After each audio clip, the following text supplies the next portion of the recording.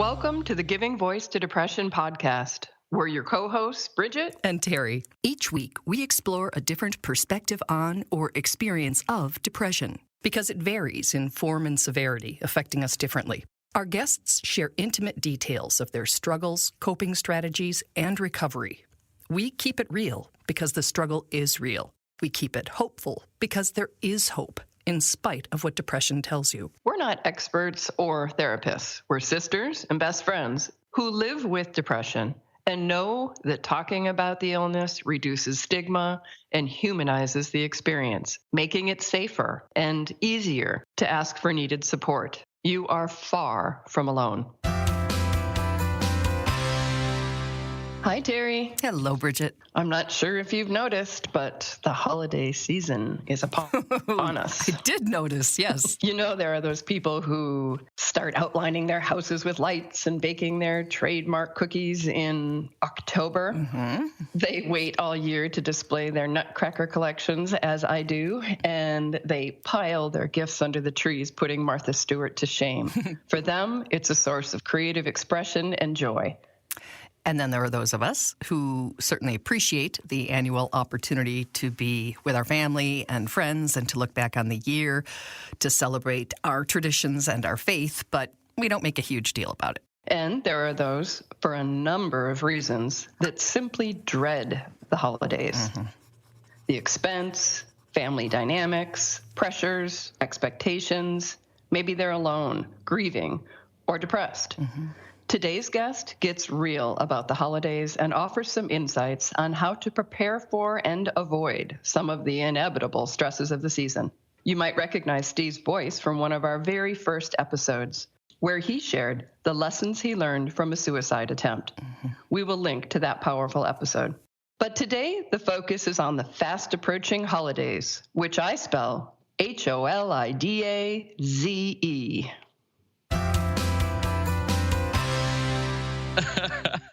Thank you for doing this. Oh, I'm thrilled to do it. Absolutely. Thanks for the opportunity.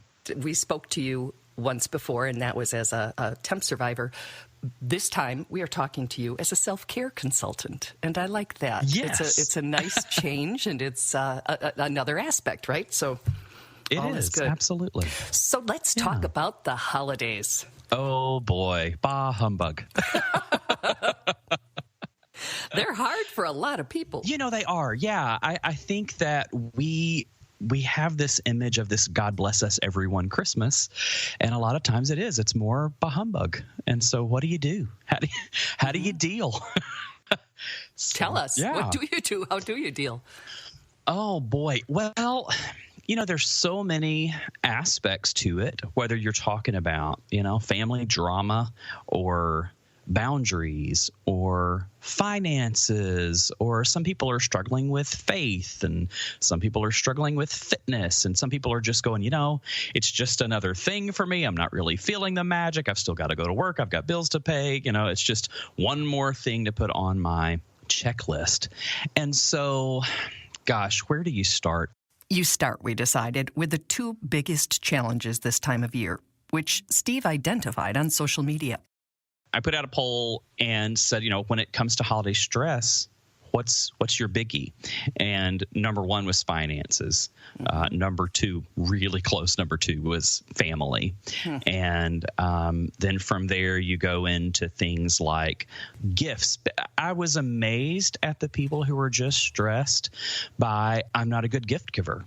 And I really stressed by, not knowing what to get or giving the wrong thing. And that's never been a struggle for me. It's not something that I don't base a relationship on the fact that I gave you a really good gift or not. I think things are deeper than that. Right. But it's a really big stressor for some people. Yeah. I'm surprised by that as well. I didn't, from the quality of gifts I tend to get, doesn't seem people put that much thought into it. Yeah, exactly. I'm kidding. So starting with finances, what do you do when the world seems to expect lovingly procured and perfectly presented packages that precisely communicate our feelings for a person while adding to the Norman Rockwell-esque mood of the moment? pull back all this unrealistic expectation of the perfect Christmas.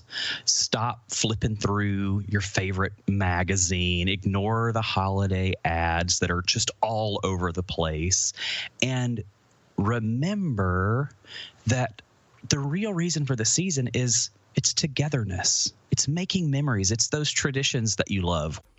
For Steve's family, that includes watching a favorite holiday movie together each year and baking cookies. Simple, affordable traditions that not only make it easier to manage the holidays, but to create an experience that's actually enjoyable and memorable. For me, when I'm feeling really stressed around the holidays, I have to stop and take a step back and think back over my favorite Christmas memories. And so if I think about my very favorite Christmas, it has been 30 years ago. I was this little boy. We lived in this tiny little 900 square foot Jim Walter kit home. And my parents didn't have any money. And my biggest concern was that our tiny little house didn't have a fireplace. And I thought, what's Santa going to do? There's no way for him to get in. Mm-hmm. The sleigh and the reindeer aren't going to have anywhere to park. This is going to be a problem. They're going to skip over my house and go to Zach's or Rachel's or Sarah's, And so it's going to be this really sad Christmas. And on December 25th, to my surprise, I woke up to this giant fireplace and a fire in our living room. It was this Christmas magic that happened overnight. And in reality, my dad had gone to the family dollar store and purchased several sheets of white poster board and markers and colored pencils. And he created a chimney from scratch. And in front of the poster board fireplace, he put this tiny little space heater. And in front of the fire was this electric train that my dad had gone and bought from the thrift store and fixed just for me. And it was the perfect Christmas. The absolute perfect. Yeah, it was magic for a 5-year-old, and for a 35-year-old looking back, it is still magic. And so when we think about those favorite Christmases, what my dad maybe spent $20, on this sort of makeshift thrift shop perfect. It's not some Pinterest perfect 2018 Christmas, but in my memory, it's the very best Christmas of all. With upcycling and recycling in vogue, those thrift shop purchases make perfect sense. Also, consider donating what you can actually afford to a charity in someone's name, giving homemade gifts, or starting a family gift exchange so you don't have to buy for everyone. Stop striving for perfection and just enjoy the season, because at the end of the day, it's not going to matter to your kids or your spouse or your siblings or your grandkids how perfectly you wrap their gifts or any of that stuff. You've got to get back to whatever the reason for your season is. As for the second biggest stressor, family. There's all sorts of things that play into this family dynamic, and oh my gosh, save the drama for your mama, right? But I think there are 3 things that you can focus on that will really help. The first is to find common ground. If you start your holiday season with your kids first, then you can make all the other plans with that in mind. And that sort of gives you that starting point to make the holidays work. The second thing I would say is to be ready to compromise. You've got blended families, extended families. There's a lot of people. And the more people you have, the more commitments you have, the more traditions you have, the more expectations you have. And so if you're trying to make all of this work, then you're going to have to be prepared to compromise. Steve suggests sitting down together before the holidays and asking everyone what their favorite traditions are. The answers might surprise you. My kids told me one of their favorite holidays was when we all cuddled up and binge-watched Netflix. Actually, it was because I was depressed and just couldn't do it. Go figure. More than anything, I think that we have to let go of those sort of preconceived notions of what life should be like. Stop shoulding all over yourself, right? And grab hold of the opportunities that are in front of you, because there's this whole world of possibility if you just set your ego aside again, put down the fear, embrace love and creativity, I think you can do some incredible things. So the opposite end of the spectrum of people who have complicated families are people who will be alone on the holiday. And what do you do, especially if you have depression, to keep yourself healthy? I think that we have to remember that life comes in seasons, that it ebbs and flows, and some seasons are a little more lean, and some seasons are a little more troublesome, and some seasons are just plain sad. But more than anything, sometimes life just sucks. And when life just sucks around Christmas, it's hard to put on that happy face. And so I think you have to give yourself permission to say that, and for that to happen and go, you know what, Christmas sucks. And that's just okay. So you step away from all that pressure from the national media, from social media, from society to put the smile on and be merry and bright during the holidays and just magically be in a good mood no matter what's going on, and say, you know what, this is a tough time and I'm going to do my best. So whether you're a lover of all things holiday or Scrooge incarnate, practicing boundaries and self-care are important. You've got to make sure that self-care is a part of your journey, but make sure it's a part of the whole family's lifestyle. So make sure you're doing the basics, getting enough sleep, getting out and getting some exercise, eating right, drinking enough water. I mean, these are the basics, but they're the things that somehow seem to go to the wayside when we're in this season that's all about the hustle and the busyness and the perfection and the performance. So make sure self-care is a part of your lifestyle. Don't feel obligated to say yes to every invitation. You can say no, and that's okay, especially if what you're saying no to causes more stress than joy.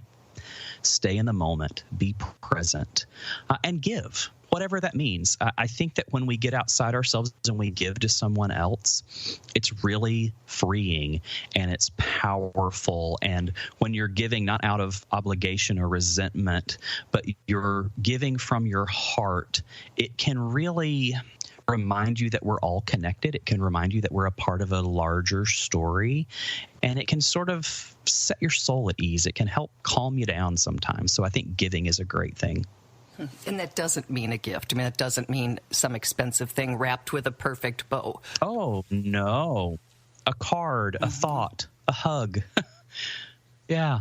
Go drive around, look at Christmas lights with your best friend or your sister or whoever that is. I wish I could drive around and look at lights with you, Terry. I love that he said, or your sister. I'm like, oh, you do listen. I like it too. I like also that on his website, Steve says, he talks about the concept of give-a-dams, and he says that everybody has a limited number of give-a-dams, so choose them well. So find what works for you, kind of what nourishes you, and edit out the other parts, whatever drains you. And I think a lot of Steve's message is about giving yourself permission. I think so, too. I like it. Another concept that I took from Steve's website and from his book, Catching Your Breath, was learning to silence the inner critic, practicing self-care, and cultivating a courageous life of vulnerability is transformative. I think that may well be my New Year's resolution. I like it. Very nice. So instead of saying Merry Christmas or Happy or Joyous Holidays, Bridget and I are just going to say, have a holiday. Have the kind of holiday that works for you and your family, and that in necessary ways acknowledges your mental health needs. Debt does not. Exhaustion does not. Laughter and connection do. Thank you, Steve.